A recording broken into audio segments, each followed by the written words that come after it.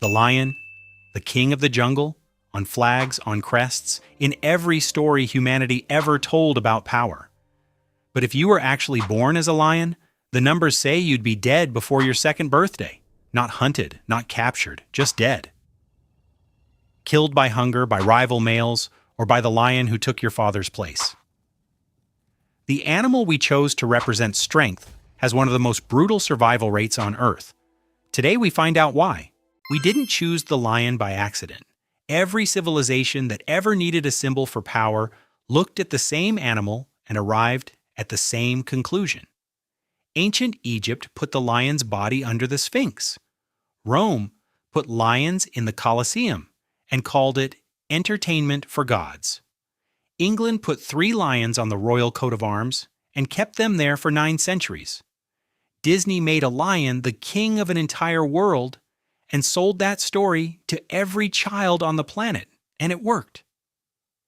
Because the lion looks the part, the mane, the build, the walk. There is something in the way a male lion moves that reads as authority, even to a species that has never been in the same room as one. We didn't need to be told it was powerful, we felt it, and that feeling became mythology, became culture, became the default answer to the question, what does strength look like? But here's the thing about myths. They require distance to survive. The further you are from the actual animal, the easier it is to project whatever you need onto it. Medieval European kings had never seen a wild lion in their lives. They put it on their shields anyway. Because the lion they were worshipping wasn't a real animal. It was an idea. A clean, simple, unthreatening idea about what power looks like when it has a face. And that idea has been so dominant, so deeply embedded in human culture, that even today, with cameras in every corner of the Serengeti, with decades of behavioral research, with footage of everything that actually happens out there, most people still carry the Disney version in their heads. The king surveying his kingdom, the mane catching the light, the roar that silences everything. That's the lion we think we know. The real one is something else entirely. Let's start with the number that changes everything. In the wild, up to 80% of lion cubs do not survive past the age of 2. Read that again. 8 out of 10. Born into the most iconic predator family on Earth, with a mother who hunts, a pride that protects, and every evolutionary advantage the Serengeti can offer, and still, the odds are stacked against you from day one. The causes are not dramatic, they are not cinematic. There is no villain with a scar across his eye. Cubs die from starvation when prey is scarce and the pride can't produce enough milk. They die from exposure during the dry season when temperatures drop at night and a body that small cannot regulate its own heat. They die from infections from wounds that would be minor in an adult but are fatal in an animal that weighs 4 kilograms. And then there is infanticide. When a new coalition of males takes over a pride, which happens regularly, which is simply how lion society functions, the first thing the new males do is kill every cub that isn't theirs. Not out of cruelty, out of biology. A female nursing cubs will not come into estrus.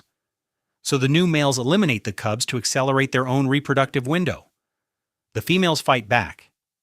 Sometimes they succeed, more often they don't, and the cubs die. This is not an anomaly. This is the system.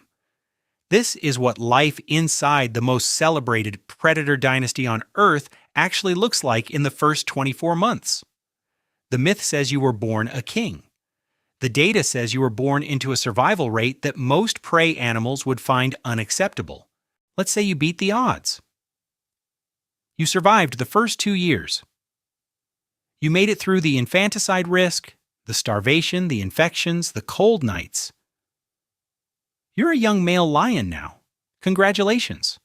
Because what comes next might be the hardest thing in the animal kingdom.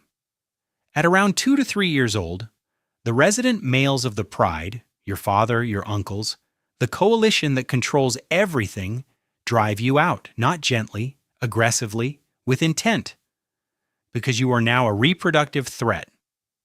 You are approaching sexual maturity, and the dominant males cannot allow that inside their pride, so you leave. Or you are forced out. and now you are a nomad. No pride, no territory, no females, no guaranteed food.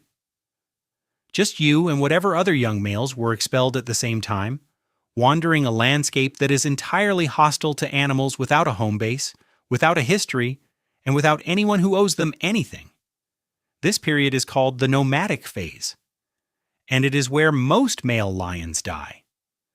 You are too young and too inexperienced to take down large prey alone. You are too visible. That developing mane that will one day signal dominance currently signals vulnerability because it tells every established coalition exactly what you are. A challenger who isn't ready yet. Nomadic males get killed by other lions, by hyenas operating in numbers, by buffalo, by elephants, by humans near the boundaries of protected areas who see a lone predator and make a calculation. The ones who survive do so by staying invisible, by eating whatever they can find. Carcasses, small animals, stolen kills, by forming tight bonds with one or two other expelled males, and moving constantly, never staying long enough in any one territory to become a target. And if they survive long enough, if they grow strong enough, battle-hardened enough, coordinated enough as a unit, they attempt a takeover of an established pride. Most fail. They get driven off or killed in the attempt. The ones who succeed get on average 2 to 3 years of dominance before a younger, hungrier coalition arrives and does to them exactly what they did to someone else. The cycle closes and it begins again. Now let's talk about the other side of this. Because if you think being a male lion is brutal, being a female lion is a different kind of trap entirely. The lioness does everything. She hunts, she raises the cubs, she defends the territory when the males are absent, which is most of the time. She coordinates with the other females in the pride to bring down prey that is often 3 to 4 times her own body weight. She is the engine of the entire operation, and yet the hierarchy never shifts in her favor. When the hunt is successful, the males eat first, always, even if they contributed nothing to the kill, even if they were sleeping 2 kilometers away, while the females spent 2 hours coordinating a takedown in complete darkness. The males walk over, displace the hunters, and eat. This is not occasionally how it works. This is structurally how it works, every time. And the females accept it because the males provide something the females genuinely need: protection from rival coalitions and from the infanticide that comes with them. It is not submission. It is a calculated survival arrangement. But the cost is enormous. A lioness in her prime is simultaneously nursing cubs, hunting daily, and operating at maximum physical output with no guarantee that the cubs she is protecting will survive the next male takeover. Her body ages faster than the males. Her risk exposure is higher. Her caloric return is lower. She carries the pride, and the pride is named after the animal that watches her do it. And if they survive long enough, if they grow strong enough, battle-hardened enough, coordinated enough as a unit, they attempt a takeover of an established pride. Most fail. They get driven off or killed in the attempt. The ones who succeed get on average 2 to 3 years of dominance before a younger, hungrier coalition arrives and does to them exactly what they did to someone else. The cycle closes and it begins again. The lion didn't choose its mythology. We built that for it. We needed a symbol. And the lion looked the part, so we put it on our flags and our shields and our children's movies and called it a king. But the animal never got the memo. It was born into an 80% cub mortality rate, expelled from its family at age 2. It wandered hostile territory for years, eating stolen carcasses just to survive. It fought for dominance, knowing the window was 2, maybe 3 years before something younger took everything back. And if it was female, it hunted every day and still ate last. That's not a king's story.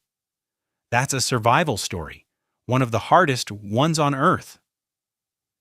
Maybe that's the real reason to respect the lion, not because it sits above everything effortlessly, but because it keeps going inside a system that was never designed to be fair.